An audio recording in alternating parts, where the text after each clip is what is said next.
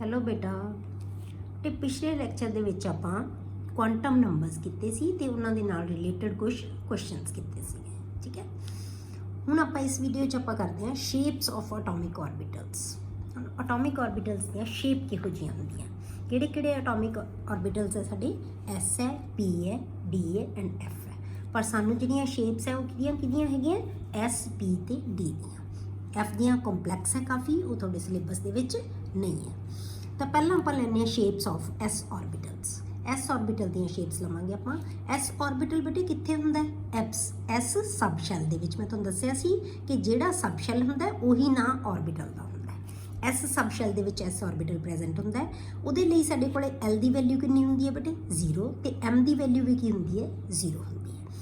ਹੁਣ ਜੇ 0 ਹੈ ਸਾਡੇ ਕੋਲੇ ਐਮ ਦੀ ਵੈਲਿਊ, ਇਹਦਾ ਮਤਲਬ ਕੀ ਹੋਇਆ ਬੇਟੇ, ਇੱਕੋ ਹੀ ਆਰਬਿਟਲ ਹੈ। ਤਾਂ ਐਸ ਆਰਬਿਟਲ ਕਿੰਨਾ ਹੁੰਦਾ ਹੈ, ਇੱਕੋ ਹੀ ਹੁੰਦਾ ਹੈ। ਇਹਦਾ ਮਤਲਬ ਇੱਕੋ ਹੀ ਓਰੀਐਂਟੇਸ਼ਨ ਹੈ। ਠੀਕ ਹੈ, ਇੱਕੋ ਹੀ ਓਰੀਐਂਟੇਸ਼ਨ ਹੈ ਤਾਂ ਇਹਦਾ ਮਤਲਬ ਕੀ ਹੈ ਕਿ ਇਹਦੀ ਜਿਹੜੀ ਸ਼ੇਪ ਹੈ ਉਹ ਕੀ ਹੋਏਗੀ, ਸਫੈਰੀਕਲ ਹੋਏਗੀ, ਕਿਉਂਕਿ ਸਾਰੇ ਐਕਸਿਸ ਦੇ ਉੱਤੇ ਕੀ ਇਹਦੀ ਡੈਂਸਿਟੀ ਹੈ ਜਿਹੜੀ ਕੀ ਹੋਏਗੀ, ਯੂਨੀਫਾਰਮ ਹੋਏਗੀ। ਹਰੇਕ ਐਕਸਿਸ ਦੇ ਉੱਤੇ ਇਹਦੀ ਮਤਲਬ ਜਿਹੜਾ ਮਰਜ਼ੀ ਐਕਸਿਸ ਲੈ ਲਈਏ ਅਸੀਂ, ਇਹਦੀ ਜਿਹੜੀ ਡੈਂਸਿਟੀ ਹੈ ਉਹ ਕੀ ਹੋਏਗੀ, ਯੂਨੀਫਾਰਮ ਹੋਏਗੀ। ਡਾਇਰੈਕਸ਼ਨਲ ਨੇਚਰ ਇਹਦੀ ਨਹੀਂ ਹੈਗੀ। ਜਾਂ ਆਪਾਂ ਕਹੀਏ ਕਿ ਐਕਸ ਐਕਸਿਸ ਵੱਲ ਹੈ ਜਾਂ ਵਾਈ ਵੱਲ ਹੈ ਜਾਂ ਜ਼ੈਡ ਵੱਲ ਹੈ, ਇਹਦੀ ਓਰੀਐਂਟੇਸ਼ਨ ਕੀ ਹੈ, ਸਾਰੇ ਪਾਸੇ ਦੀ ਜਿਹੜੀ ਸ਼ੇਪ ਹੈ ਨਾ, ਜਾਂ ਕਹੋ ਤੁਸੀਂ ਡੈਂਸਿਟੀ ਹੈ, ਉਹ ਕੀ ਹੈ, ਯੂਨੀਫਾਰਮ ਹੈ। Clear. S orbital is present in S subshell for this L is equal to 0 and M is equal to 0. It has a spherical shape with uniform electron density along all the axis. ਹੁਣ ਆਪਾਂ ਲੈ ਲਿਆ S orbital। ਪਹਿਲਾ 1s orbital। 1s orbital nucleus ਹੈ, ਉਹਦੇ ਆਲੇ ਦੁਆਲੇ ਕੀ ਹੈ, orbital ਹੈ। ਮਤਲਬ ਕੀ ਹੈ, orbital ਕੀ ਚੀਜ਼ ਹੈ ਬੇਟੇ, probability of finding the electron, ਜਿੱਥੇ ਇਲੈਕਟ੍ਰੋਨ ਦੇ ਹੋਣ ਦੀ ਸੰਭਾਵਨਾ ਹੋ ਸਕਦੀ ਹੈ। ਮਤਲਬ ਇਹਦੇ ਆਲੇ ਦੁਆਲੇ ਜਿੱਥੇ ਮਰਜ਼ੀ ਇਲੈਕਟ੍ਰੋਨ ਹੋ ਸਕਦਾ ਹੈ। ਠੀਕ ਹੈ, ਤਾਂ ਇਹਨੂੰ ਆਪਾਂ ਕਹਿੰਦੇ ਹਾਂ 1s। ਇਹ ਕੀ ਹੋਏਗਾ, 1s। ਹੁਣ ਆਪਾਂ ਕੀ ਲਿਖਣਾ ਬੇਟੇ, ਇੱਧਰ ਕੀ ਹੈ, 2s। 2s ਦੇ ਵਿੱਚ ਕੀ ਆਏਗਾ, ਇਹ ਪਹਿਲਾ ਸ਼ੈਲ ਹੈ ਨਿਊਕਲੀਅਸ ਦੇ ਦੁਆਲੇ, ਇਹ 1s ਹੈ।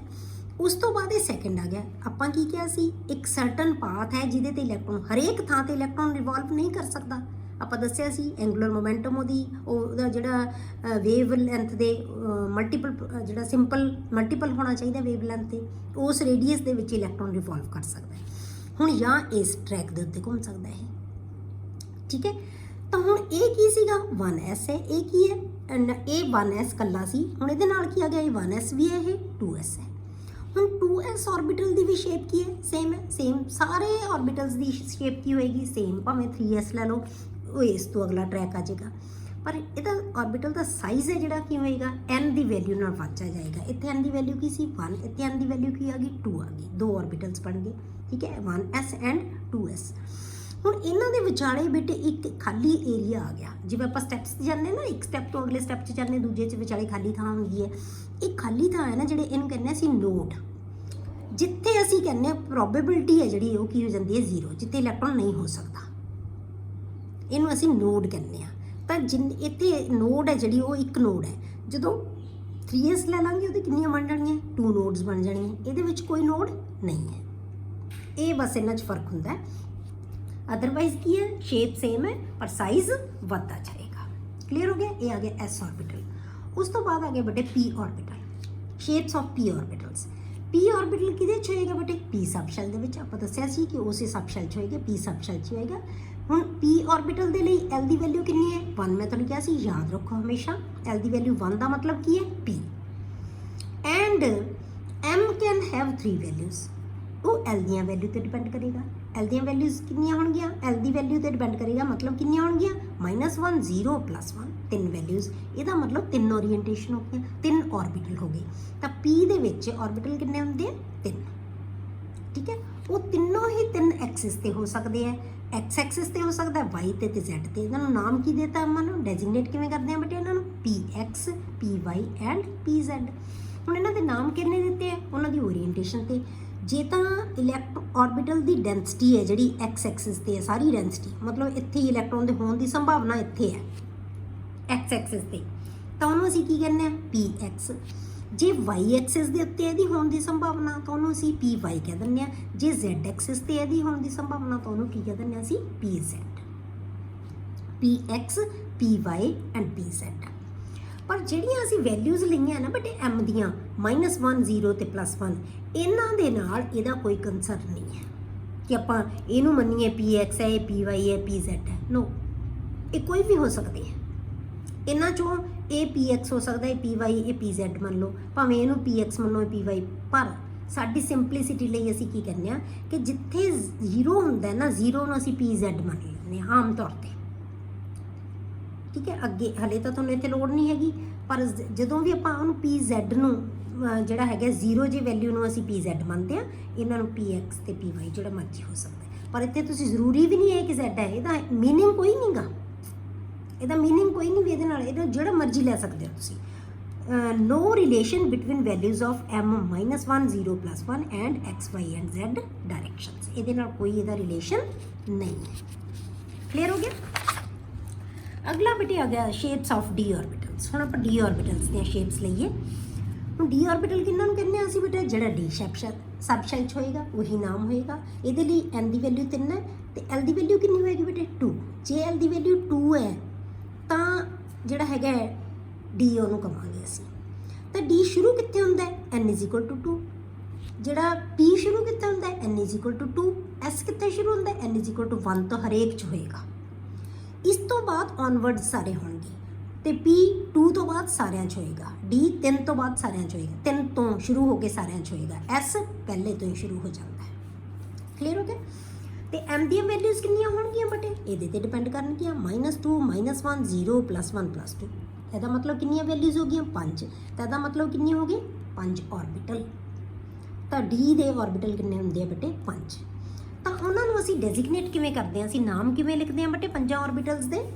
dxy, dyz, dzx, zx², dx², y² and dz²। ਇਹ 5 ਆਰਬਿਟਲਸ ਹੈ। ਜਿਹੜੇ ਆ ਚਾਰੋਂ ਹੈ ਬੇਟੇ, ਇਹਨਾਂ ਦੀਆਂ ਸ਼ੇਪਸ ਤਾਂ ਕੀ ਹੁੰਦੀਆਂ? ਸੇਮ ਹੁੰਦੀਆਂ। ਇਹਨਾਂ ਨੂੰ ਅਸੀਂ ਕਲੋਵਰ ਲੀਫ ਸ਼ੇਪ ਕਹਿੰਦੇ ਹਾਂ। ਜਿਵੇਂ ਲੌਂਗ ਨਹੀਂ ਹੁੰਦਾ, 4 ਪੱਤੇ ਜੇ ਬਣੇ ਹੋਏ ਹੁੰਦੇ ਆ, ਉਵੇਂ ਦੀ ਸ਼ੇਪ ਹੁੰਦੀ ਹੈ ਇਹਨਾਂ ਦੀ। And dz² has don't shape. ਇਹਦੀ ਸ਼ੇਪ ਡਿਫਰੈਂਟ ਹੁੰਦੀ ਹੈ ਉਹਨਾਂ ਨਾਲ, ਕਿਉਂਕਿ ਇਹਦੀਆਂ ਲੋਬਸ 4 ਨਹੀਂ ਹੋਣਗੀਆਂ, ਇਹਦੀਆਂ ਲੋਬਸ 2 ਹੀ ਹੋਣਗੀਆਂ। ਠੀਕ ਹੈ। They all have same energy, so these are called degenerate orbitals. ਹੁਣ ਇਹਨੂੰ ਯਾਦ ਰੱਖਣਾ ਬੇਟੇ, ਡੀਜਨਰੇਟ ਸ਼ਬਦ ਨੂੰ। ਡੀਜਨਰੇਟ ਕਿਹਨਾਂ ਨੂੰ ਕਹਿੰਦੇ ਆ? ਉਹ ਆਰਬਿਟਲਸ ਜਿਨ੍ਹਾਂ ਦਾ એનર્ਜੀ ਲੈਵਲ ਕੀ ਹੁੰਦਾ? ਸੇਮ ਹੁੰਦਾ ਹੈ। ਇੱਕੋ ਹੀ ਲੈਵਲ ਦੇ ਜਦੋਂ ਆਰਬਿਟਲ ਹੋਣਗੇ ਉਹਨਾਂ ਨੂੰ ਕੀ ਕਿਹਾ ਜਾਂਦਾ ਹੈ? ਡੀਜਨਰੇਟ। ਕਿਉਂਕਿ ਇਹਨਾਂ 5 ਦਾ એનર્ਜੀ ਲੈਵਲ ਕੀ ਹੈ? ਸੇਮ ਹੈ, ਇਸ ਕਰਕੇ ਅਸੀਂ ਇਹਨਾਂ ਨੂੰ ਡੀਜਨਰੇਟ ਆਰਬਿਟਲ। ਜਿਵੇਂ p ਦੇ px py pz ਕੀ ਹੈ? ਡੀਜਨਰੇਟ ਆਰਬਿਟਲ ਹੈ। ਕਿਉਂ? ਕਿਉਂਕਿ ਉਹਨਾਂ ਦਾ ਵੀ એનર્ਜੀ ਲੈਵਲ ਕੀ ਹੈ? ਸੇਮ ਹੈ। ਉਹਨਾਂ ਨੂੰ ਵੀ ਅਸੀਂ ਡੀਜਨਰੇਟ ਆਰਬਿਟਲਸ ਕਹਾਂਗੇ। ਹੁਣ ਆਪਾਂ ਕਰਦੇ ਹਾਂ ਬੇਟੇ ਇਹਨਾਂ ਦੀ ਸ਼ੇਪ। ਇਹਦੀ ਸ਼ੇਪ, ਇਹਨੂੰ ਸ਼ੇਪ ਨੂੰ ਨਾਮ ਕੀ ਦਿੱਤਾ ਜਾਂਦਾ ਬੇਟੇ? ਇਹ ਹੁੰਦੇ ਡਬਲ ਡੰਬਲ। ਜਿਵੇਂ ਆਪਾਂ p ਆਰਬਿਟਲ ਨੂੰ ਕੀ ਕਿਹਾ ਸੀ ਬੇਟੇ? ਉਹਨੂੰ p ਆਰਬਿਟਲ ਦੀ ਉੱਥੇ ਆਪਾਂ ਦੱਸਿਆ ਨਹੀਂ ਤੁਹਾਨੂੰ। p ਆਰਬਿਟਲ ਨੂੰ ਕੀ ਕਹਿੰਦੇ ਸੀ? Dumbbell shape. ਡੰਬਲ ਵਰਗੀ ਹੁੰਦੀ ਹੈ ਨਾ ਇਹ, ਡੰਬਲ ਵਰਗੇ 2 ਲੋਬਸ ਬਣੀਆਂ ਹੋਈਆਂ ਹੁੰਦੀਆਂ ਉਹਨੇ ਦੀਆਂ, ਉਹਨੂੰ ਅਸੀਂ ਡੰਬਲ ਸ਼ੇਪ ਕਹਿੰਦੇ ਆ। ਇਹ ਕੀ ਹੁੰਦੇ ਆ? ਡਬਲ ਡੰਬਲ ਸ਼ੇਪ ਹੈ ਇਹਦੀ। ਹੁਣ ਆਪਾਂ ਇਹਨਾਂ ਨੂੰ ਕਿਵੇਂ ਡਿਸਕਸ ਕਰਾਂਗੇ ਬੇਟੇ? ਜੇ ਇਹਨਾਂ ਦੀ ਡੈਂਸਿਟੀ ਲੋਬਸ ਦੀ, ਇਹ ਲੋਬਸ ਇਹਨਾਂ ਨੂੰ ਕਹਿੰਦੇ ਅਸੀਂ ਲੋਬਸ, 2 ਲੋਬਸ ਬਣੀਆਂ ਹੁੰਦੀਆਂ, ਉਹ 'ਚ ਇਕੱਲਾ ਹੀ p ਇਕੱਲਾ ਹੀ ਇਹਨਾਂ ਸੀ, 2 ਲੋਬਸ ਮਿਲ ਕੇ ਬਣੇ ਹੋਏ ਸੀ। ਇਹਦੇ ਜਿਹੜੇ ਹੈਗੇ ਲੋਬਸ, ਜਿਹੜੀ ਡੈਂਸਿਟੀ ਹੈ ਉਹ x ਤੇ y ਐਕਸਿਸ ਦੇ ਵਿਚਕਾਰ ਹੈ। ਠੀਕ ਹੈ, x ਤੇ y ਦੇ ਵਿਚਕਾਰ ਹੈ। ਇਸ ਕਰਕੇ ਅਸੀਂ ਨਾ ਤਾਂ x ਕਹਿੰਦੇ ਨਾ y, ਇਹਨੂੰ ਅਸੀਂ ਕਹਿੰਦੇ dxy। ਠੀਕ ਹੈ। ਜੇ ਇਹਨਾਂ ਦੀ ਡੈਂਸਿਟੀ y ਤੇ z ਐਕਸਿਸ ਦੇ ਵਿਚਕਾਰ ਹੋਵੇ, ਉਹਨਾਂ ਨੂੰ ਅਸੀਂ ਕਹਿੰਦੇ ਆ dyz। ਜੇ z ਤੇ x ਦੇ ਵਿਚਕਾਰ ਹੋਵੇ ਤਾਂ ਉਹਨੂੰ ਅਸੀਂ ਕਹਿੰਦੇ ਆ dzx। ਠੀਕ ਹੈ। ਜੇ ਬੇਟੇ ਡੈਂਸਿਟੀ x ਐਕਸਿਸ ਦੇ ਉੱਪਰ ਤੇ y ਐਕਸਿਸ ਦੇ ਉੱਪਰ, ਇਹ x ਐਕਸਿਸ ਦੇ ਅਲੋਂਗ ਹੈ। ਠੀਕ ਹੈ, ਇਹ ਅਲੋਂਗ ਦਾ x ਐਕਸਿਸ, ਇਹ ਅਲੋਂਗ ਦਾ y ਐਕਸਿਸ, ਇਹਨੂੰ ਅਸੀਂ ਕਹਿੰਦੇ ਆ dx² y²। ਇਹ x ਤੇ ਵਿਚਕਾਰ ਸੀ, 2 ਜਿਹੜੇ ਹੈਗੇ ਐਕਸਿਸ ਉਹਨਾਂ ਦੇ ਵਿਚਕਾਰ ਸੀ, ਇਹ ਐਕਸਿਸ ਦੇ ਅਲੋਂਗ ਹੈ। ਠੀਕ ਹੈ, ਤਾਂ ਇਹਨਾਂ ਨੂੰ ਕਹਿੰਦੇ dx² y²। ਜੇ ਤੁਹਾਡੀ ਸਿਰਫ z ਐਕਸਿਸ ਦੇ ਅਲੋਂਗ ਹੋਵੇ ਡੈਂਸਿਟੀ, ਪਰ ਇੱਥੇ ਇੱਕ ਸਰਕੂਲਰ ਰਿੰਗ ਬਣ ਜਾਂਦੀ ਹੈ ਇਹਦੇ ਆਲੇ ਦੁਆਲੇ, ਉੱਥੇ ਵੀ ਪ੍ਰੋਬੇਬਿਲਿਟੀ ਆਫ ਫਾਈਂਡਿੰਗ ਇਲੈਕਟ੍ਰੋਨ ਕੀ ਹੁੰਦੀ ਹੈ? ਬਹੁਤ ਜ਼ਿਆਦਾ ਹੁੰਦੀ ਹੈ। ਉਹਨੂੰ ਅਸੀਂ ਕਹਿੰਦੇ ਹਾਂ dz²। ਇਹਨੂੰ ਕੀ ਕਹਿੰਦੇ ਅਸੀਂ dz²। ਇਹਨਾਂ ਦੇ ਨਾਮ ਹੈ, ਬਸ ਤੁਸੀਂ ਯਾਦ ਰੱਖਣੇ dx² xy dyz dzx dx² y² and dz²। ਇਹ 5 ਆਰਬਿਟਲ ਹੈ। ਕਲੀਅਰ। ਹੁਣ ਬੇਟੇ ਆਪਾਂ ਜੇ ਇਹਨਾਂ ਦੀਆਂ ਰਿਲੇਟਿਵ ਐਨਰਜੀਜ਼ ਕਰਨੀਆਂ ਹੋਣ ਹਰੇਕ ਆਰਬਿਟਲ ਦੀਆਂ, ਜਿੰਨੇ ਆਪਾਂ ਆਰਬਿਟਲ ਪੜ੍ਹ ਲਏ, ਇਹਨਾਂ ਦੀਆਂ ਜੇ ਆਪਾਂ ਰਿਲੇਟਿਵ ਐਨਰਜੀਜ਼ ਪੜ੍ਹਨੀਆਂ ਹੋਣ ਤਾਂ ਐਨਰਜੀਜ਼ ਕੀ ਹੋਣਗੀਆਂ? Relative energies of atomic orbitals. Relative energies of atomic orbitals can be compared with the help of energy level diagram. ਅਸੀਂ ਇਹਨਾਂ ਦੀ ਐਨਰਜੀ ਲੈਵਲ ਡਾਇਗਰਾਮ ਬਣਾਉਂਦੇ ਹਾਂ। ਸਭ ਤੋਂ ਪਹਿਲਾਂ ਅਸੀਂ ਬਣਾਉਂਦੇ ਹਾਂ ਬੇਟੇ ਹਾਈਡਰੋਜਨ ਐਟਮ ਲਈ। ਹਾਈਡਰੋਜਨ ਐਟਮ ਲਈ ਅਸੀਂ ਐਨਰਜੀ ਲੈਵਲ ਡਾਇਗਰਾਮ ਬਣਾਉਂਦੇ ਹਾਂ। ਤਾਂ ਆਪਾਂ ਕੀ ਲਿਖਤਾ? ਹਾਈਡਰੋਜਨ ਦਾ ਆ 1s ਹੈ, ਇਹ 2s 2p ਹੈ, 3s 3p 3d ਹੈ, 4s 4p 4d 4f। ਕਿਉਂਕਿ ਪਹਿਲੇ ਸ਼ੈੱਲ 'ਚ ਇੱਥੇ n ਦੀ ਵੈਲਿਊ ਕਿੰਨੀ ਹੈ? 1 ਹੈ, ਇਕੱਲਾ ਹੀ s ਹੁੰਦਾ ਹੈ। n ਦੀ ਵੈਲਿਊ 2, ਇਹ ਸੈਕੰਡ ਸ਼ੈੱਲ ਹੈ, ਇਹ ਸੈਕੰਡ ਸ਼ੈੱਲ ਹੈ, ਠੀਕ ਹੈ। ਇੱਥੇ n ਕਿੰਨਾ ਹੈ? n = 1, ਇੱਥੇ n = 2, ਇੱਥੇ n = 3, ਇੱਥੇ n = 4, ਠੀਕ ਹੈ, n = 4। ਹੁਣ ਇੱਥੇ ਬੇਟੇ ਪਹਿਲੇ ਸ਼ੈੱਲ 'ਚ ਇੱਕੋ ਹੀ ਸਬ ਸ਼ੈੱਲ ਹੁੰਦਾ ਹੈ s, ਦੂਜੇ ਸ਼ੈੱਲ 'ਚ 2 ਸਬ ਸ਼ੈੱਲ ਹੁੰਦੇ ਆ s ਤੇ p, ਤੀਜੇ ਸ਼ੈੱਲ 'ਚ 3 ਹੁੰਦੇ ਆ s p ਤੇ d, ਚੌਥੇ ਸ਼ੈੱਲ ਦੇ ਵਿੱਚ 4 ਸਬ ਸ਼ੈੱਲ ਹੁੰਦੇ ਆ s p d and f। Hydrogen atom ਦੀ ਜਦੋਂ ਸਟੱਡੀ ਕੀਤੀ ਗਈ, ਇਹਦੀ ਐਨਰਜੀ ਲੈਵਲ ਡਾਇਗਰਾਮ ਬਣਾਈ ਤੇ ਇਹਦੇ ਕਿਹਾ ਕਿ ਪਹਿਲੇ ਸ਼ੈੱਲ ਦੇ ਸਾਰੇ ਆਰਬਿਟਲਸ ਦਾ, ਭਾਵੇਂ ਉਹ ਜਿਹੜੇ ਮਰਜ਼ੀ ਸਬ ਸ਼ੈੱਲ 'ਚ ਹੈ, ਸਾਰਿਆਂ ਦਾ ਐਨਰਜੀ ਲੈਵਲ ਕੀ ਹੈ? ਸੇਮ ਹੈ। 2s ਤੇ 2p ਦਾ ਸੇਮ ਹੈ, 3s 3p 3d ਦਾ ਸੇਮ ਹੈ, 4s 4p 4d ਤੇ 4f ਦਾ ਸੇਮ ਹੈ, ਠੀਕ ਹੈ। ਇਹਨਾਂ ਦਾ ਐਨਰਜੀ ਲੈਵਲ ਹੈ ਜਿਹੜਾ ਉਹ ਕੀ ਹੈ? ਸੇਮ ਹੈ। ਚਾਹੇ ਪਹਿਲਾ ਸ਼ੈੱਲ ਹੈ ਚਾਹੇ ਦੂਜਾ ਹੈ, ਕਿ ਇਲੈਕਟ੍ਰੋਨ ਇਹਦੇ ਕੋਲ ਇੱਕੋ ਹੀ ਹੈ। ਉਹਦੀ ਗਰਾਊਂਡ ਸਟੇਟ ਕੀ ਹੈ? ਇਲੈਕਟ੍ਰੋਨ ਕਿੱਥੇ ਜਾਏਗਾ? ਪਹਿਲੇ ਸ਼ੈੱਲ 'ਚ ਹੀ ਜਾਏਗਾ। ਪਰ ਆਪਾਂ ਸਪੈਕਟਰਮ ਆਪਾਂ ਕੀਤਾ ਸੀ ਨਾ ਬੋਹਰ ਦੀ ਥਿਊਰੀ ਕਿ ਇਲੈਕਟ੍ਰੋਨ ਜੇ ਐਨਰਜੀ ਮਿਲ ਜਾਂਦੀ ਤੇ ਜੰਪ ਕਰਕੇ ਉੱਪਰ ਜਾ ਸਕਦਾ ਹੈ, ਫਿਰ ਉੱਪਰ ਜਾ ਸਕਦਾ ਹੈ, ਫਿਰ ਵਾਪਸ ਆਉਂਦਾ ਹੈ, ਤਾਂ ਉਹ ਸਪੈਕਟਰਲ ਲਾਈਨਸ ਬਣਦੀਆਂ, ਰੇਡੀਏਸ਼ਨ ਐਮਿਟ ਕਰਦਾ ਹੈ। ਤਾਂ ਲਾਈਨ ਪੜ੍ਹਿਆ ਸੀ ਨਾ ਐਟੋਮਿਕ ਸਪੈਕਟਰਮ ਆਫ ਹਾਈਡਰੋਜਨ। ਤਾਂ ਇਸੇ ਕਰਕੇ ਆਪਾਂ ਤਾਂ ਸ਼ੋਅ ਕੀਤਾ ਇਲੈਕਟ੍ਰੋਨ ਨਹੀਂ ਇਹਦੇ ਸਾਰਿਆਂ 'ਚ ਹੈਗੇ। ਇਲੈਕਟ੍ਰੋਨ ਕਿੱਥੇ? ਸਿਰਫ ਪਹਿਲੇ ਸ਼ੈੱਲ 'ਚ, ਗਰਾਊਂਡ ਸਟੇਟ ਤੇ ਇਕੱਲਾ, ਠੀਕ ਹੈ। ਪਰ ਜੇ ਆਪਾਂ ਡਾਇਗਰਾਮ ਬਣਾਈਏ ਇਹਦੀ ਤਾਂ ਆਹ ਬਣਾਵਾਂਗੇ ਅਸੀਂ ਹਾਈਡਰੋਜਨ ਦੇ ਪੈਟਰਨ 'ਤੇ। ਪਰ ਜੇ ਅਸੀਂ ਮਲਟੀ ਇਲੈਕਟ੍ਰੋਨ ਸਪੀਸ਼ੀਜ਼ ਲੈ ਲਈਏ ਕੋਈ, ਤਾਂ ਉਹਦੀ ਐਨਰਜੀ ਲੈਵਲ ਡਾਇਗਰਾਮ ਹੈ ਨਾ ਬੇਟੇ, ਉਹ ਥੋੜੀ ਡਿਫਰੈਂਟ ਹੈ। Energy level diagram for multi electron atom, ਉਹਦੇ ਵਾਸਤੇ ਜਿਹੜਾ ਅਸੀਂ ਐਨਰਜੀ ਲੈਵਲ ਲਿਆ ਹੈ ਨਾ, ਉਹ 'ਚ 1s ਹੈ, ਉਸ ਤੋਂ ਬਾਅਦ 2s ਹੈ। ਜਿਵੇਂ ਆਪਾਂ ਹਾਈਡਰੋਜਨ ਲਿਆ ਸੀ ਸੇਮ ਹੈ, ਪਰ ਆਪਾਂ ਹਾਈਡਰੋਜਨ 'ਚ ਕਿਹਾ ਸੀ ਕਿ 2p ਦੀ ਵੀ ਐਨਰਜੀ ਸੇਮ ਸੀ, ਪਰ ਇੱਥੇ 2p ਦੀ ਐਨਰਜੀ 2s ਨਾਲੋਂ ਜ਼ਿਆਦਾ ਹੈ। ਫਿਰ 3s ਦੀ ਉਸ ਤੋਂ ਜ਼ਿਆਦਾ ਹੈ, 3p ਦੀ ਉਸ ਤੋਂ ਜ਼ਿਆਦਾ ਹੈ, ਫਿਰ 3d ਦੀ ਉਸ ਤੋਂ ਵੀ ਜ਼ਿਆਦਾ ਹੈ। ਇਹ ਤਿੰਨੇ ਲੈਵਲ ਕੀ ਸੀ ਉਹਦੇ 'ਚ? ਹਾਈਡਰੋਜਨ ਕੀ ਸੀ? ਸੇਮ। 3s 3p ਤੇ 3d ਦੀ ਸੇਮ ਐਨਰਜੀ ਕੀ ਸੀ? ਸੇਮ ਸੀ। ਪਰ ਇੱਥੇ ਤਿੰਨਾਂ ਦੀ ਐਨਰਜੀ ਕੀ ਹੋਗੀ? ਡਿਫਰੈਂਟ। 3s ਦੀ ਨਾਲੋਂ 3p ਦੀ ਜ਼ਿਆਦਾ, 3p ਨਾਲੋਂ 3d ਦੀ ਜ਼ਿਆਦਾ। ਉਸ ਤੋਂ ਬਾਅਦ 4s ਆ ਗਿਆ। ਪਰ ਜਿਹੜੀ 3d ਦੀ ਐਨਰਜੀ ਹੈ ਨਾ ਬੇਟੇ, ਉਹ 4s ਨਾਲੋਂ ਵੀ ਜ਼ਿਆਦਾ ਹੁੰਦੀ ਹੈ, ਠੀਕ ਹੈ। ਇਸ ਕਰਕੇ ਅਸੀਂ ਜਦੋਂ ਫਿਲਿੰਗ ਕਰਦੇ ਹਾਂ ਪਹਿਲਾਂ 4s 'ਚ ਇਲੈਕਟ੍ਰੋਨ ਜਾਂਦਾ ਹੈ, ਫਿਰ 4s ਆ ਗਿਆ। ਹਾਈਡਰੋਜਨ 'ਚ ਕੀ ਬਣਾਇਆ ਸੀ ਆਪਾਂ? 4s ਦੀ ਐਨਰਜੀ ਸੇਮ ਸੀ, 4p ਦੀ ਵੀ ਸੇਮ ਸੀ, 4d ਦੀ ਵੀ ਸੇਮ ਸੀ ਤੇ 4f ਦੀ ਵੀ ਸੇਮ ਸੀ। ਪਰ ਇੱਥੇ ਕੀ ਹੋ ਗਿਆ ਬੇਟੇ? ਇਹ ਡਿਫਰੈਂਟ ਹੋ ਗਈਆਂ। 4s ਦੀ ਘੱਟ ਹੈ, 3d ਨਾਲੋਂ ਵੀ ਘੱਟ ਹੈ, ਫਿਰ 4p ਦੀ ਹੈ, ਫਿਰ 4d ਦੀ ਉਸ ਤੋਂ ਵੀ ਜ਼ਿਆਦਾ ਹੋ ਗਈ, 4f ਦੀ ਉਸ ਤੋਂ ਵੀ ਜ਼ਿਆਦਾ ਹੋ ਗਈ, ਬਹੁਤ ਜ਼ਿਆਦਾ ਹੋ ਗਈ। 4f ਦੀ ਐਨਰਜੀ ਬਹੁਤ ਜ਼ਿਆਦਾ ਹੁੰਦੀ ਹੈ। ਹੁਣ 4f ਦੀ ਐਨਰਜੀ ਜੇ ਆਪਾਂ ਇਹਦੇ ਵਿੱਚ ਦੇਖੀਏ ਤਾਂ 6s ਨਾਲੋਂ ਵੀ ਜ਼ਿਆਦਾ ਹੁੰਦੀ ਹੈ। 4p ਦੀ ਐਨਰਜੀ ਕਿੱਥੇ ਹੈ? 3d ਨਾਲੋਂ ਜ਼ਿਆਦਾ 4p ਦੀ ਹੈ, 4p ਨਾਲੋਂ ਜ਼ਿਆਦਾ 5s ਦੀ ਹੈ, 5s ਨਾਲੋਂ 4d ਦੀ ਹੈ, 4d ਨਾਲੋਂ 5p ਦੀ ਹੈ, 5। ਹੁਣ ਇਹ ਐਨਰਜੀ ਨੂੰ ਆਪਾਂ ਯਾਦ ਕਿਵੇਂ ਰੱਖੀਏ? ਕੀ ਲੈਵਲ ਬਣ ਗਿਆ ਇਹਦਾ? ਆਪਾਂ ਜੇ ਐਨਰਜੀ ਦਾ ਲੈਵਲ ਬਣਾਉਣਾ ਹੋਵੇ, ਸੀਕੁਐਂਸ ਬਣਾਉਣਾ ਹੋਵੇ, ਤਾਂ ਆਪਾਂ ਕੀ ਲਿਖਾਂਗੇ? 1s, ਫਿਰ 2s, ਫਿਰ 2p, ਫਿਰ 3s, ਫਿਰ 3p, ਫਿਰ 4s, ਫਿਰ 3d, ਫਿਰ 4p, ਫਿਰ 5s, ਫਿਰ 4d, ਫਿਰ 5p, ਫਿਰ 6s, ਫਿਰ 4f। ਇਹ ਸੀਕੁਐਂਸ ਬਣੇਗਾ ਐਨਰਜੀ ਲੈਵਲ ਦਾ ਫਾਰ ਮਲਟੀ ਇਲੈਕਟ੍ਰੋਨ ਸਪੀਸ਼ੀਜ਼। ਜੇ ਆਪਾਂ ਮਲਟੀ ਇਲੈਕਟ੍ਰੋਨ ਸਪੀਸ਼ੀਜ਼ ਲੈਣੀਆਂ ਤਾਂ ਇਹ ਸੀਕੁਐਂਸ ਹੈ ਜਿਹੜਾ ਆਪਾਂ ਲਿਖਿਆ, ਜਿਹੜਾ ਸੀਕੁਐਂਸ ਜਿਹੜਾ ਆਹ ਸੀਕੁਐਂਸ ਪੂਰਾ ਬਣ ਜਾਣਾ। ठीक है। 6s तक 4f तक बनाया सी, उस बाद क्या आएगा 5d आ गया, फिर 6p आएगा, फिर 7s आएगा। 7th ਪੀਰੀਅਡ ਤੱਕ ਹੀ ਸਾਡੇ ਪੀਰੀਓਡਿਕ ਟੇਬਲ ਦੇ ਵਿੱਚ ਹੈਗਾ, ਇਸ ਤੋਂ ਅੱਗੇ ਸਾਨੂੰ ਸਟੱਡੀ ਕਰਨ ਦੀ ਲੋੜ ਨਹੀਂ ਹੈ। ਠੀਕ ਹੈ। ਹੁਣ ਜੇ ਆਪਾਂ ਇਹਨੂੰ ਕਿਵੇਂ ਸਾਡੇ ਕੋਲੇ ਆ ਗਿਆ ਇਹਨੂੰ ਆਪਾਂ ਕਿਵੇਂ ਪ੍ਰਿਡਿਕਟ ਕਰਾਂਗੇ ਰਿਲੇਟਿਵ એનર્ਜੀ ਦਾ ਜਿਹੜਾ ਆਰਡਰ ਹੈ। ਦਿਸ relative order of energies of various ਆਰਬਿਟਲਸ can B ਪ੍ਰਿਡਿਕਟਡ with the help of n+l rule. n ਕੀ ਚੀਜ਼ ਹੈ ਬੇਟੇ? Energy shell. l ਕੀ ਚੀਜ਼ ਹੈ? ਸਬ ਸ਼ੈੱਲ। ਦੋਨਾਂ ਦੀ ਜੇ ਵੈਲਿਊ ਜੋ ਜੋੜ ਲੈ ਲਈਏ ਨਾ ਆਪਾਂ, ਇਹ ਸਾਨੂੰ ਡਿਸਾਈਡ ਕਰੇਗਾ, ਇਹਨੂੰ ਅਸੀਂ ਕਹਿੰਦੇ ਬਹੁਤ ਬਰੀਜ਼ ਰੂਲ। ਇਹ ਦੱਸੇਗਾ ਹੁਣ ਜਿਹੜਾ n+l ਦੀ ਵੈਲਿਊ ਜਿਹਦੀ ਘੱਟ ਹੋਏਗੀ, ਇਹਦਾ ਮਤਲਬ ਉਹਦੀ એનર્ਜੀ ਘੱਟ ਹੋਏਗੀ। ਠੀਕ ਹੈ। ਜਿਹਦੀ n+l ਵੈਲਿਊ ਘੱਟ ਹੈ ਉਹਦੀ એનર્ਜੀ ਘੱਟ ਹੋਏਗੀ, ਉਹ ਪਹਿਲਾਂ ਫਿਲ ਹੋਏਗਾ। ਜਿਹਦੀ n+l ਦੀ ਵੈਲਿਊ ਜ਼ਿਆਦਾ ਹੋਏਗੀ ਉਹ ਬਾਅਦ 'ਚ ਫਿਲ ਹੋਏਗਾ। ਜਿਵੇਂ ਆਪਾਂ ਐਗਜ਼ਾਮਪਲ ਲਈਏ, orbitals having lower value of n+l has lower energy, ਇਹਦਾ ਮਤਲਬ ਉਹਦੀ એનર્ਜੀ ਘੱਟ ਹੋਏਗੀ। ਆਪਾਂ ਐਗਜ਼ਾਮਪਲ ਲੈ ਲਈ 4s ਤੇ 3d। ਜੇ ਆਪਾਂ ਹੁਣੇ એનર્ਜੀ ਲੈਵਲ ਦੇਖਿਆ ਸੀ ਕਿ 4s ਨੂੰ ਅਸੀਂ ਦਾ એનર્ਜੀ ਲੈਵਲ ਘੱਟ ਹੁੰਦਾ as compare to 3d। 4 energy ਦਾ ਕੀ ਸੀ? ਘੱਟ ਸੀ 3d ਨਾਲੋਂ। 3d ਦੀ એનર્ਜੀ ਲੈਵਲ ਜ਼ਿਆਦਾ ਸੀ, એનર્ਜੀ ਜ਼ਿਆਦਾ ਹੁੰਦੀ ਹੈ 3d ਦੀ। ਇਹਦਾ ਰੀਜ਼ਨ ਕੀ ਹੈ? ਇਹ n+l ਰੂਲ ਸਾਨੂੰ ਦੱਸਦਾ ਹੈ। ਜੇ ਅਸੀਂ 4s ਦਾ n+l ਰੂਲ ਲਈਏ ਜਾਂ n+l ਦੀ ਵੈਲਿਊ ਲਈਏ, n ਕੀ ਹੈ ਇੱਥੇ ਬੇਟੇ? 4 ਹੈ। l ਕੀ ਹੈ? 0। s ਦਾ ਮਤਲਬ 0 ਹੈ, ਤਾਂ ਵੈਲਿਊ ਕੀ ਬਣ ਗਈ ਬੇਟੇ? 4।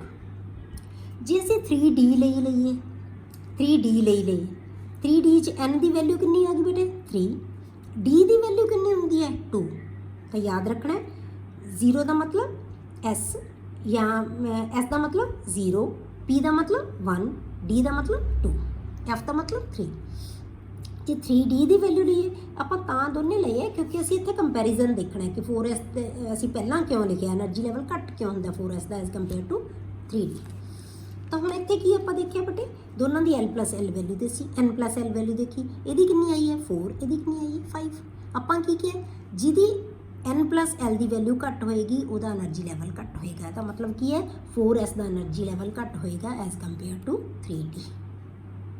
ਸਮਝ ਆ ਗਈ ਬੇਟੇ ਇਸ ਚੀਜ਼ ਦੀ ਕਿ ਕਿਉਂ ਘੱਟ એનર્ਜੀ ਹੈ 4s the as compare to 3d? ਕਿਉਂਕਿ ਇਹਦੀ n+l ਵੈਲਿਊ ਹੈ ਜਿਹੜੀ ਉਹ ਕੀ ਹੈ? ਜ਼ਿਆਦਾ ਹੈ। ਇਸੇ ਕਰਕੇ 3d ਦੀ એનર્ਜੀ ਵੀ ਜ਼ਿਆਦਾ ਹੋਏਗੀ। ਹੁਣ ਆਪਾਂ ਕੀ ਕਿਹਾ ਕਿ ਜੇ n+l ਵੈਲਿਊ ਸੇਮ ਆ ਜਾਵੇ, ਜੇ ਦੋ ਆਰਬਿਟਲਸ ਦੀ ਆਪਾਂ ਕਰੀਏ, if 2 ਆਰਬਿਟਲਸ have same n+l value, ਫਿਰ ਅਸੀਂ ਕੀ ਲਵਾਂਗੇ? ਜਿਹਦੀ n ਦੀ ਵੈਲਿਊ ਘੱਟ ਹੋਏਗੀ ਉਹ ਪਹਿਲਾਂ ਫਿਲ ਕਰਾਂਗੇ। ਹੁਣ ਜਿਵੇਂ ਅਸੀਂ 4f ਲੈ ਲਿਆ ਤੇ 5d ਲੈ ਲਿਆ। 4f ਦੇ ਵਿੱਚ ਕੀ ਆ ਗਿਆ ਬੇਟੇ? n+l ਵੈਲਿਊ 4 ਦਾ ਮਤਲਬ n ਦੀ ਵੈਲਿਊ ਕਿੰਨੀ ਹੈ? 4। l ਦੀ ਵੈਲਿਊ ਕਿੰਨੀ ਹੈ? f ਹੈ, f ਦਾ ਮਤਲਬ 3 ਹੈ, ਤਾਂ ਕਿੰਨੀ ਵੈਲਿਊ ਬਣ ਗਈ ਬੇਟੇ? 7। 5d ਆਰਬਿਟਲ ਦੇ ਵਿੱਚ n+l ਕਿੰਨਾ ਬਣ ਗਿਆ? 5, n ਦੀ ਵੈਲਿਊ 5, d ਦਾ ਮਤਲਬ 2, ਕਿੰਨੇ ਹੋ ਗਿਆ? 7। ਦੋਨਾਂ 'ਚ n+l ਕਿੰਨਾ ਆ ਗਿਆ? 7। ਪਰ ਅਸੀਂ એનર્ਜੀ ਲੈਵਲ ਕਿਹਦਾ ਘੱਟ ਹੋਏਗਾ ਕਵਾਂਗੇ? ਜਿਹਦਾ n ਦੀ ਵੈਲਿਊ ਘੱਟ ਹੈ, ਜਿਹਦੇ ਕੋਲੇ ਕਿਹਦੇ ਕੋਲੇ ਘੱਟ ਹੈ? 4f ਕੋਲੇ। ਇਹਦਾ ਮਤਲਬ 4f ਦਾ એનર્ਜੀ ਲੈਵਲ 5d ਨਾਲੋਂ ਕੀ ਹੋਏਗਾ? ਘੱਟ ਹੋਏਗਾ। ਠੀਕ ਹੈ। ਇਹ ਪਹਿਲਾਂ ਆਏਗਾ, ਇਹ ਬਾਅਦ 'ਚ ਆਏਗਾ। ਕਲੀਅਰ ਹੋ ਗਿਆ? ਇਹ ਆ ਗਿਆ ਬੇਟੇ ਤੁਹਾਡੇ ਕੋਲੇ ਕਿ ਅਸੀਂ ਰਿਲੇਟਿਵ એનર્ਜੀਜ਼ ਜੇ ਅਸੀਂ ਲੈਣੀਆਂ ਹੋਣ ਤਾਂ। ਹੁਣ ਆਪਾਂ ਕਰਨਾ ਬੇਟੇ filling of ਆਰਬਿਟਲਸ in N atom. ਹੁਣ ਅਸੀਂ ਐਟਮ ਦੇ ਵਿੱਚ ਜਿਹੜੇ ਆਰਬਿਟਲਸ ਆ ਉਹਨਾਂ ਨੂੰ ਫਿਲ ਕਰਨਾ ਹੈ, ਇਲੈਕਟ੍ਰੋਨ ਫਿਲ ਕਰਨੇ ਆ ਉਹਨਾਂ ਦੇ ਵਿੱਚ। ਉਹਦੇ ਵਾਸਤੇ ਬੇਟੇ ਸਾਡੇ ਕੋਲੇ 3 ਰੂਲ ਬਣੇ ਹੋਏ ਆ। 3 ਰੂਲ ਜਿਹੜੇ ਆਪਾਂ ਯਾਦ ਰੱਖਣੇ ਆ। 3 ਰੂਲ ਦੇ ਅਕੋਰਡਿੰਗ ਹੀ ਅਸੀਂ ਇਲੈਕਟ੍ਰੋਨ ਫਿਲ ਕਰਾਂਗੇ ਕਿਸੇ ਵੀ ਐਟਮ ਦੇ ਵਿੱਚ। ਉਹ 3 ਰੂਲ ਕਿਹੜੇ ਆ ਬੇਟੇ? ਪਹਿਲਾ ਹੈ ਆਫ ਬਾਊ ਪ੍ਰਿੰਸੀਪਲ। ਠੀਕ ਹੈ। ਦੂਜਾ ਤੁਹਾਡੇ ਕੋਲੇ ਰੂਲ ਹੈਗਾ ਪੌਲੀਜ਼ ਐਕਸਕਲੂਜਨ ਪ੍ਰਿੰਸੀਪਲ, ਤੇ ਤੀਸਰਾ ਹੈਗਾ ਹੰਟਸ ਰੂਲ। 3 ਰੂਲ ਹੈ ਕਿ ਆਪਾਂ 1 ਬਾਈ 1 ਇਹਨਾਂ ਨੂੰ ਡਿਸਕਸ ਕਰਦੇ ਹਾਂ। ਪਹਿਲਾਂ ਆਪਾਂ ਲੈਂਦੇ ਹਾਂ ਆਫ ਬਾਊ ਪ੍ਰਿੰਸੀਪਲ। ਇਹ ਸਾਨੂੰ ਕੀ ਕਹਿੰਦਾ ਬੇਟੇ ਕਿ ਜਿਹੜੇ ਅਸੀਂ ਇਲੈਕਟ੍ਰੋਨ ਫਿਲ ਕਰਨੇ ਆ ਆਰਬਿਟਲਸ ਦੇ ਵਿੱਚ, ਉਹ ਹਮੇਸ਼ਾ ਅਸੀਂ ਇਨਕਰੀਜ਼ਿੰਗ ਆਰਡਰ ਆਫ એનર્ਜੀਜ਼ ਦੇ ਵਿੱਚ ਫਿਲ ਕਰਨੇ ਆ। ਪਹਿਲਾਂ ਕਿਤੇ ਭਰਾਂਗੇ? ਉਹ ਆਰਬਿਟਲ ਭਰਾਂਗੇ ਜਿਹਦੇ એનર્ਜੀ ਲੈਵਲ ਘੱਟ ਹੋਏਗਾ, ਫਿਰ ਉਸ ਤੋਂ ਇਨਕਰੀਜ਼ਿੰਗ ਆਰਡਰ ਦੇ ਵਿੱਚ ਭਰਾਂਗੇ। ਠੀਕ ਹੈ। According to this principle, in the ground state of an atom, ground state ਮਤਲਬ ਜਿੱਥੇ ਉਹਦੀ એનર્ਜੀ ਸਭ ਤੋਂ ਘੱਟ ਹੈ, ਜਿਹੜੀ ਉਹ ਜ਼ਿਆਦਾ ਸਟੇਬਲ ਹੁੰਦਾ ਜਿੱਥੇ, the electrons are added to the various orbitals in increasing order of energies starting from the orbital of lowest energy। Increasing order ਕੀ ਹੈ, ਜਿਹੜਾ ਆਪਾਂ ਪਿੱਛੇ ਆਰਡਰ ਬਣਾਇਆ ਸੀ ਆਹ ਵਾਲਾ ਹੈ। ਹੁਣ ਇਸ ਆਰਡਰ ਨੂੰ ਆਪਾਂ ਬੇਟੇ ਕਿਵੇਂ ਯਾਦ ਰੱਖੀਏ, ਉਹਦੇ ਵਾਸਤੇ ਸਾਨੂੰ ਇੱਕ ਇਹਨੇ ਮੈਮਰੀ ਏਡ ਦਿੱਤੀ ਆਫ ਬॉल ਨੇ, ਇੱਕ ਮੈਮਰੀ ਏਡ ਦਿੱਤੀ, ਇਹ ਮੈਮਰੀ ਏਡ ਹੈ, ਇਹਨੂੰ ਯਾਦ ਰੱਖਣਾ ਹੈ ਤੁਸੀਂ। n = 1, n = 2, n 3 4 5 6 ਐਂਡ 7 ਤੱਕ ਕੀ ਕਰਾਂਗੇ ਕਿ ਸਾਡੇ ਪੀਰੀਓਡਿਕ ਟੇਬਲ ਦੇ ਵਿੱਚ 7 ਹੀ ਪੀਰੀਅਡ ਹੈ। ਪਹਿਲੇ 'ਚ ਕੀ ਹੁੰਦਾ, ਇੱਕੋ ਹੀ ਸਬ ਸ਼ੈਲ ਹੁੰਦਾ 1s, ਦੂਜੇ 'ਚ 2s 2p, ਤੀਜੇ 'ਚ 3s 3p 3d, ਚੌਥੇ 'ਚ 4s 4p 4d 4f, fifth 'ਚ 5s 5p 5d and 5f। ਇਸ ਤੋਂ ਅੱਗੇ ਸਾਡੇ ਐਲੀਮੈਂਟ ਹੈ ਨਹੀਂ, ਇਸੇ ਕਰਕੇ ਇੱਥੇ ਰੁਕਦਾ ਸੀ। ਉਸ ਤੋਂ ਬਾਅਦ ਇੱਕ ਇੱਕ ਘਟਾ ਦਿਓ, 6 ਦੇ ਵਿੱਚ 6s 6p ਐਂਡ 6d, ਉਸ ਤੋਂ ਬਾਅਦ 7 ਦੇ ਵਿੱਚ 7s ਐਂਡ 7p। ਹੁਣ ਉਹਨੇ ਕੀ ਕੀਤਾ ਬੇਟੇ, ਉਹਨੇ ਇਵੇਂ ਸਾਰਿਆਂ ਦੇ ਆਰਬਿਟਲ ਤਾਂ ਯਾਦ ਰੱਖਣਾ ਕੋਈ ਔਖਾ ਨਹੀਂ, ਸਾਨੂੰ ਪਤਾ ਹੈ ਕਿ ਕਿਹੜੇ ਸ਼ੈਲ ਦੇ ਵਿੱਚ ਕਿੰਨੇ ਆਰਬਿਟਲ ਹੁੰਦੇ ਆ, ਕਿੰਨੇ ਸਬ ਸ਼ੈਲ ਹੁੰਦੇ ਆ, ਉਹ ਆਪਾਂ ਸਾਰੇ ਲਿਖ ਲਏ। ਇਹਨੇ ਕੀ ਕੀਤਾ ਹੁਣ ਕਿ ਰਾਈਟ ਟੌਪ ਤੋਂ ਨੀਚੇ ਨੂੰ ਆਉਣਾ ਆਪਾਂ ਲੈਫਟ ਤੱਕ, ਬਸ ਇੱਦਾਂ ਐਰੋ ਮਾਰਦੇ ਜਾਓ, ਜਿਹੜੇ ਜਿਹੜੇ ਕਵਰ ਹੁੰਦੇ ਆ ਬਸ ਉਵੇਂ। ਇਹਦਾ ਸੀਕੁਐਂਸ ਹੈ, ਇੱਥੋਂ ਗਏ ਇੱਥੇ, ਫਿਰ ਵਾਪਸ ਇੱਥੇ ਹੀ ਜਾਣਾ, ਫਿਰ ਇੱਥੋਂ ਇੱਥੇ, ਫਿਰ ਵਾਪਸ ਇੱਥੇ ਹੀ ਜਾਣਾ, ਇੱਥੋਂ ਇੱਥੇ, ਮਤਲਬ ਕਿ ਇਹ 11 ਬਣ ਗਿਆ। ਪਹਿਲਾਂ ਕੀ ਆ ਗਿਆ 1s, ਫਿਰ ਕੀ ਆ ਗਿਆ ਬੇਟੇ 2s, ਫਿਰ ਸਟਾਰਟ ਕਿੱਥੋਂ ਕਰਨਾ ਹੈ, ਟੌਪ ਰਾਈਟ ਟੌਪ ਤੋਂ ਸ਼ੁਰੂ ਕਰਨਾ ਆਪਾਂ, ਫਿਰ 2p, ਫਿਰ 3s, ਫਿਰ 3p, ਫਿਰ 4s, ਫਿਰ 3d, ਫਿਰ 4p, ਫਿਰ 5s, ਫਿਰ 4d, ਫਿਰ 5p, ਫਿਰ 6s, 4f 5d 6p 7s 5f 6d and 7p। ਇਹ ਤੁਹਾਡੇ ਕੋਲੇ ਸੀਕੁਐਂਸ ਬਣੇਗਾ, ਠੀਕ ਹੈ। ਹੁਣ ਇਹਦੇ ਵਿੱਚ ਕੀ ਹੈ ਬੇਟੇ, ਜਿਹੜੀ ਡਾਇਰੈਕਸ਼ਨ ਹੈ ਨਾ ਐਰੋ ਦੀ, ਉਹ ਕਿੱਥੋਂ ਕਰਨੀ ਹੈ, starting from right top to bottom left. ਜਦੋਂ ਆਉਣਾ ਤੁਸੀਂ give the order of filling ਆਰਬਿਟਲਸ, ਤਾਂ ਆਰਡਰ ਕਿਹੜਾ ਬਣ ਗਿਆ ਬੇਟੇ, ਆਹ ਵਾਲਾ ਆਰਡਰ ਬਣ ਗਿਆ ਜਿਹੜਾ ਅਸੀਂ ਉੱਪਰ ਲਿਖਿਆ ਸਾਰਾ ਆਰਡਰ, ਆਹੀ ਆਰਡਰ ਬਣ ਗਿਆ ਤੁਹਾਡੇ ਕੋਲ, ਠੀਕ ਹੈ। ਜਿਹਨੂੰ ਆਪਾਂ ਐਰੋ ਨਿਕਲ, ਇਹ ਮੈਮਰੀ ਏਡ ਹੈ, ਇਹਨੂੰ ਯਾਦ ਰੱਖਣ ਦਾ ਢੰਗ। ਹੁਣ ਜੇ ਆਪਾਂ ਇਹਨੂੰ ਯਾਦ ਰੱਟੇ ਮਾਰੀਏ ਕਿ ਇਹਨੂੰ ਆਪਾਂ ਕਿਵੇਂ ਯਾਦ ਰੱਖਾਂਗੇ, ਫਿਰ ਤਾਂ ਬੇਟੇ ਜਦੋਂ ਤੁਸੀਂ ਲਿਖਣ ਲੱਗ ਪਏ ਨਾ ਹੌਲੀ ਹੌਲੀ ਤਾਂ ਤੁਹਾਨੂੰ ਯਾਦ ਹੋ ਜਾਣਾ, ਫਿਰ ਤੁਹਾਨੂੰ ਇਹ ਬਣਾਉਣ ਦੀ ਲੋੜ ਨਹੀਂ ਪੈਣੀ। ਪਰ ਇੱਕ ਵਾਰੀ ਯਾਦ ਕਰਨ ਲਈ ਤੁਸੀਂ ਆਹ ਬਣਾ ਸਕਦੇ ਹੋ ਕਿ ਇਹਦਾ ਆਰਡਰ ਕੀ ਹੈ, ਆਰਡਰ ਬਣਾ ਸਕਦੇ ਹੋ ਨਾ, ਇਹ ਲਿਖ ਕੇ ਆਰਡਰ ਬਣਾ ਲਓ, ਤਾਂ ਫਿਰ ਤੁਸੀਂ ਕੀ ਹੈ, ਇਹ ਆਰਡਰ ਤੁਹਾਡੇ ਯਾਦ ਹੋ ਜਾਏਗਾ। ਕਲੀਅਰ ਹੋ ਗਿਆ। ਹੁਣ ਆਪਾਂ ਅੱਗੇ ਬੇਟੇ ਜਿਹੜਾ ਦੂਸਰਾ ਰੂਲ ਹੈ ਉਹ ਕੀ ਹੈ, ਦੂਸਰਾ ਰੂਲ ਕੀ ਕਹਿੰਦਾ ਸਾਨੂੰ, ਉਹ ਹੈ ਪੌਲੀਜ਼ ਐਕਸਕਲੂਜਨ ਪ੍ਰਿੰਸੀਪਲ। ਇਹ ਪ੍ਰਿੰਸੀਪਲ ਕੀ ਕਹਿੰਦਾ ਬੇਟੇ ਕਿ ਆਰਬਿਟਲ ਹੈ ਨਾ ਜਿਹੜਾ ਇੱਕ, ਉਹਦੇ ਵਿੱਚ ਸਿਰਫ 2 ਇਲੈਕਟ੍ਰੋਨ ਆ ਸਕਦੇ ਵੱਧ ਤੋਂ ਵੱਧ। ਆਪਾਂ ਪਿੱਛੇ ਵੀ ਪੜ੍ਹਿਆ ਸੀ ਆਪਾਂ ਕਿ according to it orbital can have a maximum of 2 electrons only and their spin are opposite। ਤਾਂ ਉਹਨਾਂ ਦੀ spin should be opposite, ਉਹ ਹਮੇਸ਼ਾ opposite ਹੋਣੀ ਚਾਹੀਦੀ ਹੈ। ਆਪਾਂ ਸਪਿਨ ਕੀਤੀ ਹੈ ਨਾ, ਸਪਿਨ ਕੁਆਂਟਮ ਨੰਬਰ ਇੱਕ ਦਾ ਐਰੋ ਅਪਵਰਡਸ, ਇੱਕ ਦਾ ਡਾਊਨਵਰਡਸ, ਇਹ ਹਮੇਸ਼ਾ ਇਵੇਂ ਹੋਣੀ ਚਾਹੀਦੀ ਹੈ। ਹੁਣ ਆਰਬਿਟਲ ਦਾ ਆਪਾਂ ਸ਼ੋਅ ਕਰੀਏ, ਜੇ ਆਪਾਂ ਆਰਬਿਟਲ ਕਿਵੇਂ ਲਿਖਦੇ ਹਾਂ, ਅਸੀਂ ਭਾਵੇਂ ਸਕੁਅਰ ਬਣਾ ਲਓ ਚਾਹੇ ਰਾਊਂਡ ਬਣਾ ਲਓ, ਇੱਕ ਆਰਬਿਟਲ ਨੂੰ ਸ਼ੋਅ ਕਰਤਾ ਆਪਾਂ, ਇਹਦੇ ਵਿੱਚ 2 ਇਲੈਕਟ੍ਰੋਨ ਦਿਖਾਤੇ, ਮੈਕਸਿਮਮ 2 ਹੋ ਸਕਦੇ, ਇੱਕ ਵੀ ਹੋ ਸਕਦਾ। ਤਾਂ ਜੇ ਇਹ 2, ਇੱਕ ਦੀ ਸਪਿਨ ਉੱਪਰ ਇੱਕ ਦੀ ਸਪਿਨ ਨੀਚੇ, ਹਮੇਸ਼ਾ ਐਵੇਂ ਹੋਣਗੇ। ਇਹ ਆਰਬਿਟਲ ਜਿਹਦੇ ਵਿੱਚ 2 ਇਲੈਕਟ੍ਰੋਨ, ਉਹਨੂੰ ਕਹਿੰਦੇ ਹਾਂ ਅਸੀਂ ਫਿਲਡ ਆਰਬਿਟਲ, ਜਿਹਦੇ ਵਿੱਚ 2 ਇਲੈਕਟ੍ਰੋਨ ਹੋਣਗੇ, ਆਰਬਿਟਲ ਵਿਦ 2 ਇਲੈਕਟ੍ਰੋਨਸ। ਜੇ ਕਿਸੇ ਇਲੈਕਟ੍ਰੋਨ ਦੇ ਆਰਬਿਟਲ ਦੇ ਵਿੱਚ 1 ਇਲੈਕਟ੍ਰੋਨ ਹੈ ਤਾਂ ਅਸੀਂ ਉਹਨੂੰ ਕਹਿੰਦੇ ਹਾਂ ਹਾਫ ਫਿਲਡ ਆਰਬਿਟਲ। ਹੁਣ ਕੀ ਕਿਹਾ ਜਾਂਦਾ ਹੈ, ਹਾਫ ਫਿਲਡ। ਇਹ ਫੁਲੀ ਫਿਲਡ ਜਾਂ ਫਿਲਡ ਆਰਬਿਟਲ, ਇਹ ਹਾਫ ਫਿਲਡ ਆਰਬਿਟਲ। ਤਾਂ ਮੈਕਸਿਮਮ ਕਿੰਨੇ ਹੋ ਸਕਦੇ, 2 ਜਾਂ 1, ਠੀਕ ਹੈ। 1 ਹੈ ਤਾਂ ਹਾਫ ਫਿਲਡ ਹੈ, ਜੇ 2 ਹੈ ਤਾਂ ਫੁਲੀ ਫਿਲਡ ਹੈ ਜਾਂ ਫਿਲਡ ਹੈ। ਤੀਸਰਾ ਰੂਲ ਆ ਗਿਆ ਬੇਟੇ ਸਾਡੇ ਕੋਲੇ, ਹੌਰਨਜ਼ rule for of maximum multiplicity. ਇਹ ਰੂਲ ਕੀ ਕਹਿੰਦਾ ਜਿਹੜੇ ਸਾਨੂੰ ਕਿ ਜੇ ਸਾਡੇ ਕੋਲੇ ਕੋਈ ਡੀਜਨਰੇਟ ਆਰਬਿਟਲਸ ਹੈ, ਹੁਣ ਯਾਦ ਹੋ ਗਿਆ ਹੋਏਗਾ ਤੁਹਾਨੂੰ ਕਿ ਡੀਜਨਰੇਟ ਆਰਬਿਟਲਸ ਕਿੰਨਾਂ ਨੂੰ ਕਹਿੰਦੇ ਆ ਬੇਟੇ, ਉਹ ਆਰਬਿਟਲਸ ਜਿਨ੍ਹਾਂ ਦਾ એનર્ਜੀ ਲੈਵਲ ਸੇਮ ਹੁੰਦਾ ਹੈ। ਜਿਵੇਂ ਅਸੀਂ p ਆਰਬਿਟਲ ਲਏ ਸੀ, d ਆਰਬਿਟਲ ਲਏ ਸੀ, f ਆਰਬਿਟਲ ਲਏ ਸੀ, p ਦੇ 3, d ਦੇ 5 ਤੇ f ਦੇ 7 ਆਰਬਿਟਲਸ, ਉਹਨਾਂ ਦਾ એનર્ਜੀ ਲੈਵਲ ਸੇਮ ਹੈ। ਹੁਣ ਇਹ ਕੀ ਕਹਿੰਦਾ ਕਿ ਜਦੋਂ 3 ਆਰਬਿਟਲ ਹੈ ਨਾ ਤੁਹਾਡੇ ਕੋਲੇ, p ਦੇ ਜਾਂ d ਦੇ 5 ਹੈ ਜਾਂ f ਦੇ 7 ਹੈ, ਤਾਂ ਉਹਨਾਂ ਦੇ ਵਿੱਚ ਫਿਲਿੰਗ ਕਿਵੇਂ ਕਰਨੀ ਹੈ। ਸਪੋਜ਼ ਕਰੋ ਅਸੀਂ 3 ਇਲੈਕਟ੍ਰੋਨ ਫਿਲ ਕਰਨੇ ਆ ਇਹਦੇ ਵਿੱਚ, ਸਾਡੇ ਕੋਲ 3 ਆਰਬਿਟਲ, 3 ਇਲੈਕਟ੍ਰੋਨ ਹੈ ਸਾਡੇ ਕੋਲੇ, ਤਾਂ ਆਪਾਂ ਕੀ ਕਰਾਂਗੇ, ਇਹਦੀ 3 ਪੋਸੀਬਿਲਿਟੀਜ਼ ਹੋ ਸਕਦੀਆਂ। ਪਹਿਲਾਂ ਤਾਂ ਅਸੀਂ ਕੀ ਕਰਾਂਗੇ, ਪਹਿਲਾ ਇਲੈਕਟ੍ਰੋਨ ਵੀ ਇੱਥੇ ਪਾਤਾ, ਪਹਿਲੇ 2 ਮਤਲਬ ਫਿਲ ਕਰਤਾ ਸੀ ਪਹਿਲਾ ਆਰਬਿਟਲ, 3 ਆਰਬਿਟਲ ਹੈ ਨਾ ਇਹਦੇ, px py ਹੈ, ਦੋਨੇ ਇਲੈਕਟ੍ਰੋਨ ਪਾਤੇ, ਅਗਲਾ ਇਲੈਕਟ੍ਰੋਨ ਅਸੀਂ ਇੱਥੇ ਪਾਤਾ। ਦੂਜੀ ਪੋਸੀਬਿਲਿਟੀ ਕੀ ਹੋ ਸਕਦੀ ਹੈ, ਤਿੰਨਾਂ ਦੇ ਵਿੱਚ ਅਸੀਂ ਇੱਕ ਇਲੈਕਟ੍ਰੋਨ ਪਾ ਲਈਏ, ਪਰ ਸਪਿਨ ਜ਼ਰੂਰੀ ਨਹੀਂ ਸੇਮ ਹੋਵੇ, ਕਿਸੇ ਦੀ ਸਪਿਨ ਉੱਪਰ ਹੋ ਸਕਦੀ ਹੈ, ਕਿਸੇ ਦੀ ਸਪਿਨ ਡਾਊਨਵਰਡ ਹੋ ਸਕਦੀ। ਤੀਜੀ ਸਾਡੇ ਕੋਲੇ ਕੀ ਹੈ ਕਿ ਅਸੀਂ ਤਿੰਨੇ ਅਲੱਗ-ਅਲੱਗ ਪਾਤੀ, ਪਰ ਤਿੰਨਾਂ ਦੀ ਸਪਿਨ ਸੇਮ ਹੈ, ਜਾਂ ਅਪਵਰਡ ਹੋਊਗੀ ਜਾਂ ਤਿੰਨਾਂ ਦੀ ਡਾਊਨਵਰਡ ਹੋਏਗੀ। ਇਹਨਾਂ ਦੇ ਵਿੱਚੋਂ ਇਹ ਜਿਹੜੀਆਂ ਹੈ ਇਹ ਹੰਟਸ ਰੂਲ ਕੀ ਕਹਿੰਦਾ, ਸਿਰਫ ਆਹ ਵਾਲਾ ਜਿਹੜਾ ਮੈਥਡ ਹੈ ਉਹ ਕਰੈਕਟ ਹੈ। ਉਹਨੇ ਕੀ ਕਿਹਾ ਕਿ ਜੇ ਤੁਹਾਡੇ ਕੋਲੇ ਡੀਜਨਰੇਟ ਆਰਬਿਟਲਸ ਹੈ, when more than one orbitals of equal energy are available, the electrons will first occupy these orbitals singly, ਪਹਿਲਾਂ ਇੱਕ ਇਲੈਕਟ੍ਰੌਨ ਜਾਏਗਾ with parallel spin, the pairing of electron will then take place। ਹੁਣ ਜੇ ਸਾਡੇ ਕੋਲੇ ਚੌਥਾ electron ਆ ਗਿਆ, ਕਿਉਂਕਿ ਇਹਦੇ ਵਿੱਚ ਮੈਕਸਿਮਮ ਕਿੰਨੇ ਆ ਸਕਦੇ ਆ 6 ਇਲੈਕਟ੍ਰॉन्स, ਜੇ ਸਾਡੇ ਕੋਲੇ 4th ਆ ਗਿਆ ਤਾਂ ਫਿਰ ਪਹਿਲਾਂ ਇਹਦੇ 'ਚ ਜਾਏਗਾ, ਜੇ 5th ਆ ਗਿਆ ਤਾਂ ਫਿਰ ਇਹ 'ਚ ਜਾਏਗਾ, ਫਿਰ ਜੇ 6th ਆ ਗਿਆ ਤਾਂ ਇਹਦੇ 'ਚ ਜਾਏਗਾ, ਤਾਂ ਇਹਨਾਂ ਦੀ ਪੇਅਰਿੰਗ ਹੋ ਜਾਏਗੀ। ਕਲੀਅਰ ਹੋ ਗਿਆ? ਤਾਂ ਇਹ ਕਹਿੰਦਾ ਪੇਅਰਿੰਗ ਉਦੋਂ ਤੱਕ ਨਹੀਂ ਹੋ ਸਕਦੀ ਜਦੋਂ ਤੱਕ ਸਾਰੇ ਦੇ ਸਾਰੇ ਜਿਹੜੇ ਆਰਬਿਟਲ ਹੈ ਉਹ ਸਿੰਗਲੀ ਆਕੂਪਾਈਡ ਨਹੀਂ ਹੁੰਦੇ। ਤਾਂ 3 ਰੂਲ ਯਾਦ ਰੱਖਣੇ ਆ ਬੇਟੇ। ਪਹਿਲਾ ਰੂਲ ਆਫ ਬਾਓ ਜਿਹੜਾ ਕਹਿੰਦਾ ਹੈ ਕਿ ਇਨਕਰੀਜ਼ਿੰਗ ਆਰਡਰ ਦੇ ਵਿੱਚ ਇਲੈਕਟ੍ਰੋਨ ਫਿਲ ਕਰਾਂਗੇ ਜਿਹੜੇ ਆਰਬਿਟਲ ਹੈ। ਦੂਜਾ ਰੂਲ ਕਹਿੰਦਾ ਸਾਨੂੰ ਕਿ ਇੱਕ ਆਰਬਿਟਲ ਦੇ ਵਿੱਚ ਮੈਕਸਿਮਮ 2 ਇਲੈਕਟ੍ਰੋਨ ਆ ਸਕਦੇ ਹੈ। ਤੀਜਾ ਰੂਲ ਸਾਨੂੰ ਕੀ ਕਹਿੰਦਾ ਹੈ ਕਿ ਜੇ ਡੀਜਨਰੇਟ ਆਰਬਿਟਲਸ ਹੈ ਜਿਨ੍ਹਾਂ ਦਾ એનર્ਜੀ ਲੈਵਲ ਸੇਮ ਹੈ ਤਾਂ ਉਹਨਾਂ ਦੇ ਵਿੱਚ ਅਸੀਂ ਉਦੋਂ ਤੱਕ ਪੇਅਰਿੰਗ ਸਟਾਰਟ ਨਹੀਂ ਕਰ ਸਕਦੇ ਜਦੋਂ ਤੱਕ ਸਾਰੇ ਦੇ ਸਾਰੇ ਆਰਬਿਟਲ ਸਿੰਗਲੀ ਆਕੂਪਾਈਡ ਨਹੀਂ ਹੁੰਦੇ। ਠੀਕ ਹੈ, ਤਾਂ ਹੁਣ ਇਹ ਜਿਹੜੇ ਸੀ ਤੁਹਾਡੇ ਕੋਲੇ 3 ਰੂਲ।